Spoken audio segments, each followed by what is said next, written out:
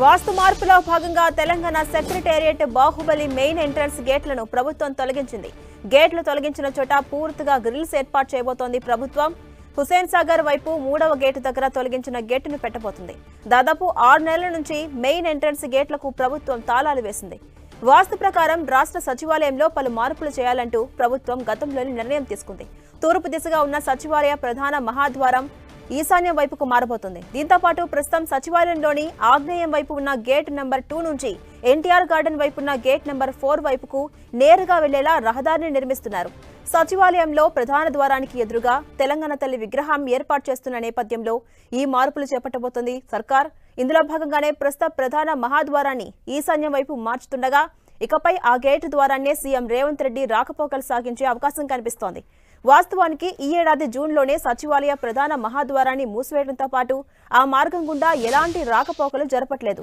ఆ ద్వారాలు తెరుచుకోకుండా 3 స్టెప్పుల మేర ఇనుప తీగలు చుట్టారు. అయితే ప్రస్తుతం తూర్పు వైపు ఉన్న ప్రధాన ద్వారం సచివాలయ నిర్మాణం సమయంలో సూచించిన విధంగా వాస్తు ప్రకారం జరగలేదనే చర్చ ఉంది.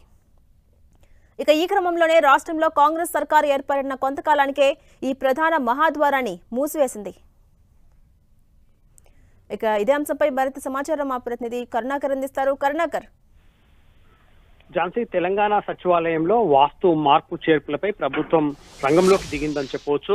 6 నెలల క్రితమే స్వల్ప మార్పులు చేసింది. అందులో భాగంగా ప్రధానంగా లుంబిని పార్క్ ఎదురుగా ఉన్న సచివాలయం మెయిన్ గేట్ ను మూసివేయడం జరిగింది. 6 నెలల నుంచి ఈ గేట్ మూసివేసే ఉంది. ముఖ్యమంత్రి Revanth Reddy north east gate నుంచి రాకపోకలు సాగిస్తున్న పరిస్థితిని మనం చూస్తున్నాం.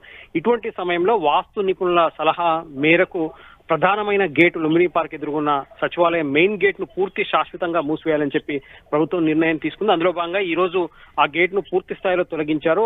ఆ గేట్ స్థానంలో పూర్తి స్థాయిలో గ్రిల్స్ ఏర్పాటు చేస్తున్న పరిస్థితిని మనం చూస్తున్నాం. కాబట్టి మెయిన్ గేట్ ను తొలగించిన నేపథ్యంలో ఈశాన్యం వైపు అంటే నార్త్ ఈస్ట్ గేట్ వైపు మరొక గేట్ ను ఏర్పాటు చేస్తున్నారు. అంటే ఎన్టీఆర్ పార్క్ ఉన్న వైపు ఇంకొక గేట్ ను ఏర్పాటు చేస్తున్నారు. ముఖ్యమంత్రి రేవంత్ రెడ్డి సచివాలయంలోకి ఎంట్రీ కావడం, మళ్ళీ బయటికి ఎగ్జిట్ కావడం ఈ గేట్ నుంచే వెళ్లేలా ఏర్పాటు చేస్తున్న పరిస్థితి మనం చూస్తున్నాం. ఎందుకంటే తెలంగాణ సచివాలయం ప్రధాన ద్వారం ఎదురుగా తెలంగాణ తల్లి విగ్రహాన్ని ఏర్పాటు చేస్తున్నారు. కాబట్టి ఆ విగ్రహాన్ని సందర్శించే సచివాలయ సందర్శకులు కావచ్చు, ఇంకా మరికొంతమంది సందర్శకులు వచ్చే నేపథ్యంలో అక్కడ ఎటువంటి అడ్డంకులు కాకుండా ఏర్పాట్లు చేస్తున్నారు. ఈ నేపథ్యంలోనే సౌత్ ఈస్ట్ గేట్ అంటే గేట్ నెంబర్ 2 నుంచి నార్త్ ఈస్ట్ గేట్ నెంబర్ 4 వైపు మరొక ప్రధాన రహదారిని కూడా ఏర్పాటు చేస్తున్న పరిస్థితిని మనం చూస్తున్నాం. కాబట్టి ఇటువంటి వాస్తు మార్పులలో భాగంగా ఈ రోజు ప్రధాన గేట్ ఏదైతే ఉందో సచివాలయానికి ఆ గేట్ ను శాశ్వతంగా మూసేసి గ్రిల్స్ ఏర్పాటు చేస్తున్నారు. అటు ఎన్టీఆర్ పార్క్ వైపు గేట్ నెంబర్ 4 వైపు నార్త్ ఈస్ట్ సౌత్ ఈస్ట్ వైపు మరొక గేట్ ను ఏర్పాటు చేస్తున్న పరిస్థితిని మనం చూస్తున్నాం. Jhansi, right, thank you Karunakar.